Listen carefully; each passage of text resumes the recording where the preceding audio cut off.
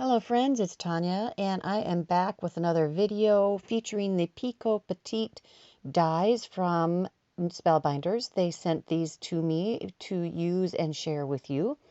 I am using the rectangle Picot Petite dies this time, and I am also using the coordinating Essential Rectangles dies and Glimmer foil plates. So this is how I get all of those little chads out of the die. I lost the original foam piece that goes underneath the die release tool, and I am just using a piece of packing from another thing. And if you lean to the side just a little bit against the edge of that, when you're running the roller over it, it all just pops right out. So now I am going to Glimmer Hot Foil. This is the Aura hot foil roll, and I lined up that Essential Rectangles Glimmer foil plate on the, I think this is the second to largest size, and I hot foiled that, and it lines up just perfectly inside that rectangle. And now we're going to take the scattered dot hot foil plate, which has been out for a while, but it produces this beautiful background. And I have a 4.5 by 6.5 inch panel of white cardstock. I believe it's 80 pound that I'm using. And you have to foil that twice in order to cover the whole thing. Not a problem. I just made a couple little marks on the back of the paper so I could see where to line it up. And so foiled it a second time. There's a little bit of overlap, but that's okay. And I am now using dies from the, I believe it's the October 2019 large die of the month kit, and it is still available. And die cut a pumpkin and some greenery. That's going to be the focal point of our card today. I'm using whatever orange is left on my orange ink blending brush.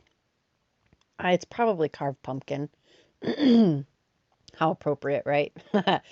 And whatever's left of my green, but I'm going to come back and I'm going to add some evergreen bough, and we're going to add some highlights with ripe persiben and aged mahogany, or is that fired brick? Might be fired brick.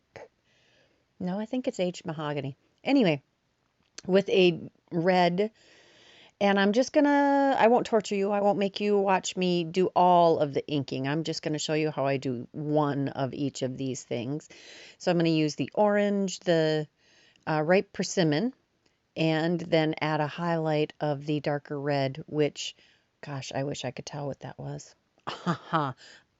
It could be either fired brick or aged mahogany. You probably can't go wrong. So I'm adding some deepening of that color on the pumpkin. I'm using the ripe persimmon, and same thing on another piece of cardstock.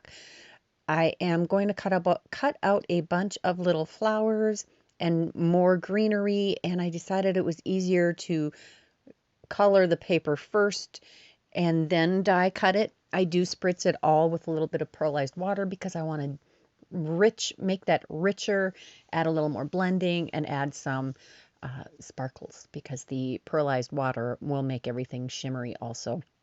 And a little bit of shimmer makes everything better. Now I'm carefully applying each of the flowers and the little berries to these sprigs of flowers.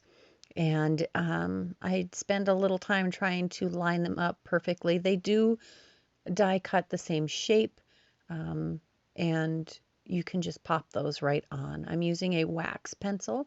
You can get a 10 count of those for like $8 on Amazon. Pretty cheap. And that way I have a picker-upper all over the place. I can have one on the die cutting side, and I can have one on my paper crafting side of the craft room.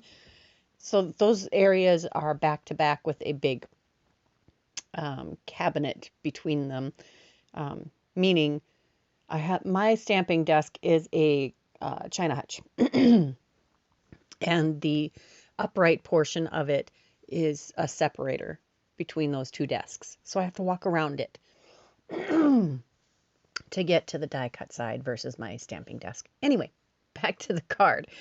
I'm gluing all of these pieces together to create the center focal image of the card.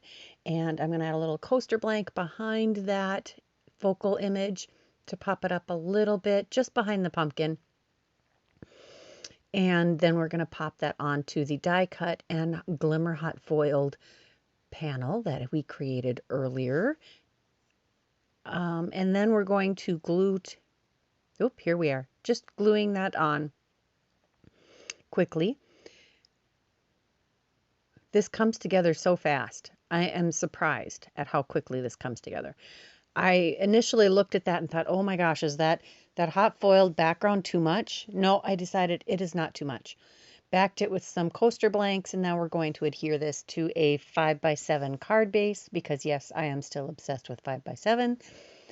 This would look lovely on an A2 card also. You just have to change the dimensions a smidge, and there would be less of this scattered dot background showing on an A2 card. I do like my dimension, so there is coaster blank behind this also, and it does not actually become a bulky card. It's really not that thick. Just going to tack those oak leaves down just a smidge, just a line down the center so they don't get caught when you're taking them in and out of a envelope. That left the other greenery loose, and I dug through my little stash of hot foiled sentiments that I keep in a shot glass on my desk. You can't, this is not currently available, this particular hot foil plate set. It was another, I think it was a small die of the month kit. Or no, it was a Glimmer of the month kit from several months ago. Yay, it's your birthday. I thought that was perfect for a October birthday. And we're going to add some lemon twist Nuvo dream drops to the centers of those flowers. And FYI, they look gorgeous right now. But as they dried, they sunk down into the holes of the flowers. So I did add a second layer and let that dry again. I love how that turned out. It is gorgeous. Here's some pictures of the card when it was finished. I hope you enjoyed this. If you did, please leave me a like and leave me a comment. I'd love to hear from you. Check the description box below for clickable links. And if you're not subscribed, please do me the favor of subscribing to my channel. Until next time, stay happy, safe, and keep stamping. Bye-bye.